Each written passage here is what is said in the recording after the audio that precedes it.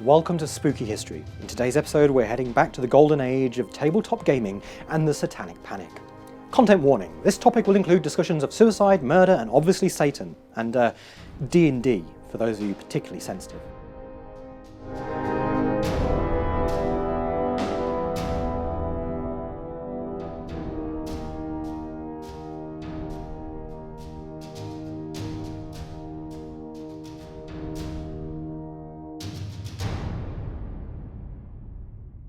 You are in a tavern.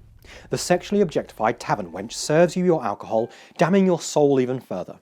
A dark figure in the corner waves you over.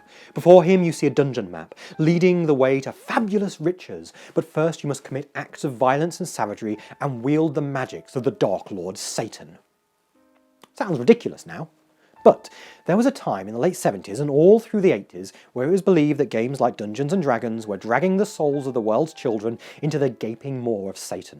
Tales were spun of how the magic in the game was based on real occult rituals, that players would lose the ability to tell the difference between fantasy and reality, and that game stores and roleplay groups were in fact fronts for cult activity. So how did we get to this? Is this still a thing? Allow me to illuminate the issue for you. A quick caveat before we begin. We are just looking into the Dungeons & Dragons aspect of the Satanic Panic. Were we to look at the wider panic and its effects on music, television, and the paranoia around child endangering cults hiding in plain sight, we would have several novels worth of material to cover and still barely scratch the surface. So grab your cloak, unstopper your wineskin, and join us for a natural 20, the Satanic Panic and D&D. Dungeons & Dragons, generally considered to be the first real commercial tabletop roleplay game, was created by Gary Gygax and Dave Arneson and published in 1974. The game, which encourages free play and imagination, used elements from strategic war games, allowing players to run campaigns as magical characters in a world shamelessly plundered from J.R.R. Tolkien. Despite their good intentions, paranoia around Satanism and witchcraft created a public panic about D&D that lasted through the 80s and didn't really tail off until the 90s. For approximately 5 years, D&D was a word-of-mouth smash among college students. This changed in 1979 when 16-year-old James Dallas Egbert III disappeared in the stream of tunnels of his high school, a place where he and his friends apparently often went to play D&D. His family hired private investigator Michael Deere. Deere was less interested in the pressures of a young college student and rumours of drug use by Egbert than he was with a map of the college campus and the fact the missing teen played D&D. Deere made the conclusion Egbert had entered steam tunnels under the school in something of a fugue state, having somehow lost track of the line between reality and game. Eventually Egbert returned, admitting he had woken up from his attempt at suicide, after which he had fled the state. He stated it was because of academic and parental pressures, including suspicions that he may have been a closet homosexual. But as far as the public was concerned, it was all about the game. In 1981, a year after Egbert did ultimately take his own life, Rona Jaffe wrote Mazes and Monsters based on the case. It would get turned into a movie starring a young Tom Hanks. When Deere eventually released his own book in 1984, despite him downplaying any connection Dungeons & Dragons might have had, it was all too late. The Satanic Panic had come for D&D. Worse still, this was just the beginning. In 1983, the parents of Irving Lee Pulling II sued their son's high school principal after Pulling took his own life the day before finals in 1982. As part of the investigation, the Sheriff's Department turned up a ton of D&D paraphernalia, including a magazine and a note with words they didn't understand. More to the point, Pulling's classmates said he had difficulty fitting in and had suffered from depression. Irving's parents sued the school for allowing children to play D&D there, specifically calling out the last session when another player supposedly cursed their son. Within just a few months, a Virginia judge dismissed the suit, though not because of anything to do with D&D. It was dismissed because the principal had been acting as a government official while doing his job and couldn't be sued as an individual. Patricia Pulling wasn't done. She then launched a targeted crusade against the game. She founded Bothered About Dungeons & Dragons, BAD, an organisation dedicated to protecting children from the evils of the game. Oh god damn it, I just lost the game. And so did you. She wrote books about D&D, stating that she believed it promoted things like insanity, blasphemy, cannibalism and dark magics, including the summoning of demons. She would also claim D&D was one of the country's leading causes of teen suicide. She even published a list of behaviours that were the signs D&D had exerted its mighty hold over a curious child. These signs of occult corruption at the game table included grave robbing, stealing religious artifacts, drinking blood, signing suicide pacts, or exhibiting supremacist attitudes. Any of these could be a sign D&D might be infiltrating your home. She went so far as profiling kids who were particularly vulnerable to D&D, these targets of the occult being intelligent, adventurous, creative kids with no history of drug use or behavioural problems. She wasn't alone in her beliefs either. She appeared on television shows throughout the 1980s and even sat down with creator Gary Gygax in a news interview we will touch on a little bit later. But it wasn't just tragic suicides that were attributed to D&D. There would also be moiders linked to the game.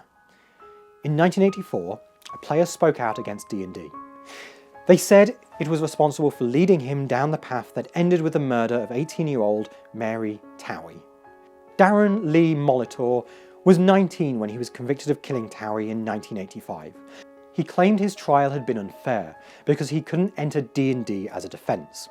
Should have tried a Twinkie. According to him, D&D had taught him just how effective mind games were. Mind games he had intended to play with Towie. He even wrote a whole essay on it describing rolling up a newborn character who would go on to become real in the mind. He described the Dungeon Master, DM, as God of those worlds of the mind, claiming the game was a device of Satan to lure us away from God. He claimed playing 3 to 5 times a week for up to 8 hours at a time had accustomed him to the violence his character acted out in-game, and in turn the violence he decided to act out in reality. Another murder would come a few years later in July of 1988. Leith and Bonnie von Stein were attacked in bed. Bonnie suffered life-threatening injuries but survived, while her husband was killed. It was ultimately found the motive was Leith's recent $1 million inheritance, so who was behind the murder? His stepson. Chris Pritchard would regularly vent to members of his gaming group about the rage he felt toward his stepfather.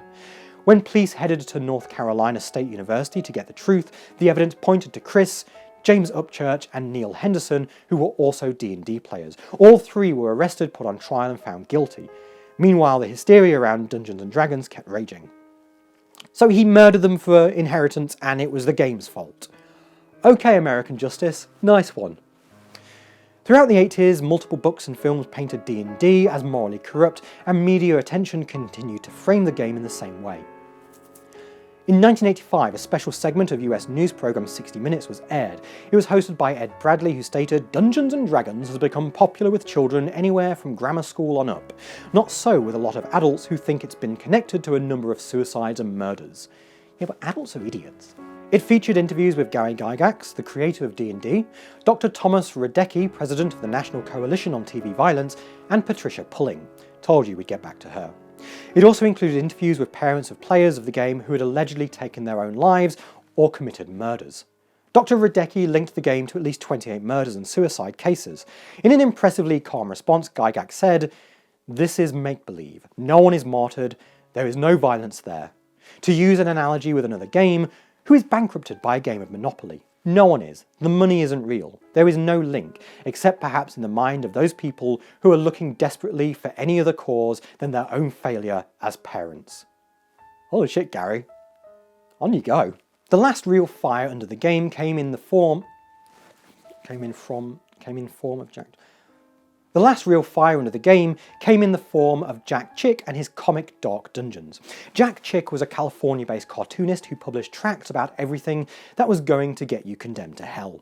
That ranged from playing D&D to being Mormon, Catholic, a feminist, or going trick-or-treating, and he was all sorts of fire and brimstone when it came to his illustrations. Or batshit crazy, as you might say. When he died in 2016, there was an outpouring from people who said their childhoods had been traumatized by him, who had grown up convinced that they were doomed to eternal suffering because there was just so much they could do wrong. Dungeons & Dragons was demonized by the cartoonist, and his Dark Dungeons comics claimed that D&D was just a way for the DM to decide who got to join the secret cults truly immersed in the occult. With lines like, "Marcy, get out of here, you're dead, you don't exist anymore," and the unforgettable, "I used the mind bondage spell on my father, he was trying to stop me playing D&D." Dark Dungeons is a corny, melodramatic affair, ending with Debbie saving herself by renouncing the cult, embracing Jesus, and burning all of her books, of course. This tract would be sold by the thousands to church groups to further spread fear of D&D. Its power has somewhat waned in the intervening years, with a film of the tract being made that plays the entire thing as written, and in doing so utterly camping it up to its comedic value. You can watch it for free online, I'll leave a link in the description. Chick Publications are still active against role-playing to this day. 2 columns by William Schnoebelen appear on their website. Straight Talk on Dungeons & Dragons, written in 1984, and Should a Christian Play Dungeons & Dragons? The latter written in 2001 and as a follow-up to the first. In Straight Talk, the author claimed to have once been the witch high priest of Lake Geneva and contacted during the time by employees of TSR requesting that he reality check the spells in D&D, several years after it had already been released. In Should a Christian, he claims the Cthulhu mythos and Necronomicon are real, and that bookstore shelves literally groan from the massive amounts of books on Wicca and the occult.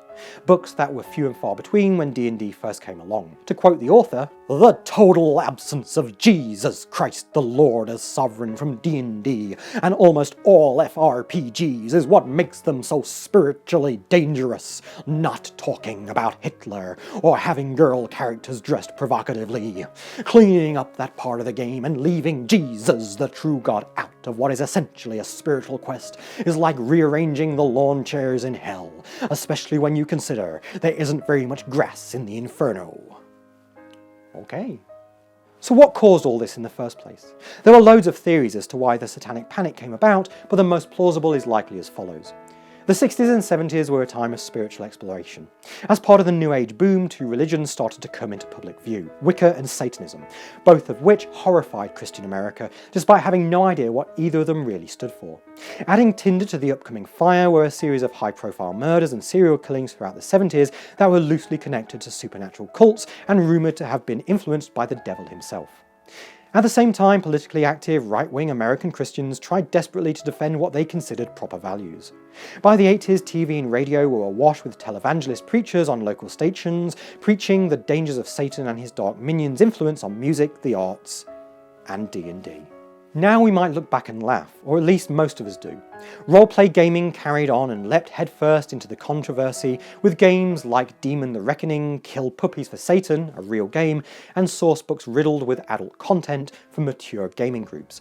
They have become a legitimate part of the hobby. D&D is in the media more than ever, with kinder references in series like Stranger Things and more problematic takes on the game appearing in series like Riverdale, almost as its own homage to the works of Jack Schick and his ilk. Times have also moved on in terms of technology, with video games taking the spot as the greatest evil threatening our children. Because remember, Pokemon is short for pocket monsters.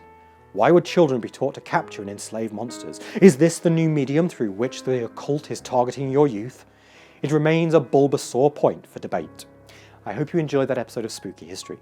You can find us on most social media at SpookyHistShow and make donations to support us at paypal.me/noisyghostent. If you have suggestions for future episodes, just leave them in the comments. Thanks for watching, and please, do have nightmares. Goodbye.